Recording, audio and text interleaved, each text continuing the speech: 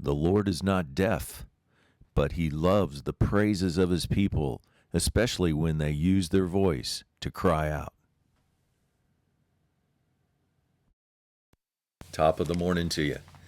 When we read Psalm 77, verse 1, with the eyes of love and a firm determination to get to know God better, we find that it's very important to use our voice when talking to God.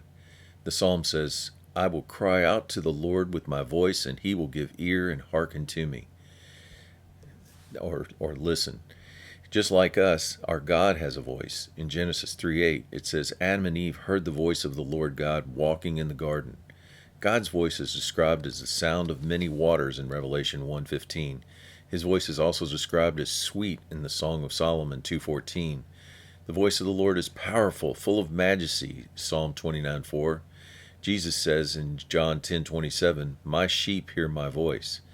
In 1 Kings 19:12, the Lord spoke to Elijah in the still small voice or gentle whisper. David talked a lot about about using his voice to talk to God. Psalm 3:4, I cried out unto the Lord with my voice, and he heard me. Psalm 5:3, my voice you shall hear in the morning, O Lord. Psalm 26:7, my voice of thanksgiving tells of all your wondrous works. Psalm 47:1, David encourages us to shout to God with the voice of triumph. Is it because God is hard of hearing? Can't God read our hearts and know them? 1 John 3:20 says God knows everything. Romans 8:27, God searches our hearts. So using our voices must help us in some form or fashion. When we use our voice, we can suddenly hear what's in our hearts. When we get more of our senses involved, it improves our retention because it stimulates various parts of our brain at the same time.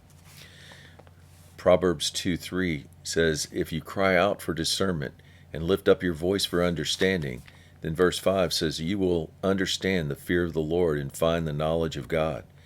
David doesn't hold back in Psalm 119, 145. I cry out to God with my whole heart. David knows this in Psalm 107:28. Those who cry out to the Lord in their troubles, God brings them out of their distresses.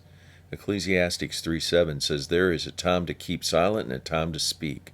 James 1:19, let every man be swift to hear and slow to speak. Philippians 1:14, speak the word without fear.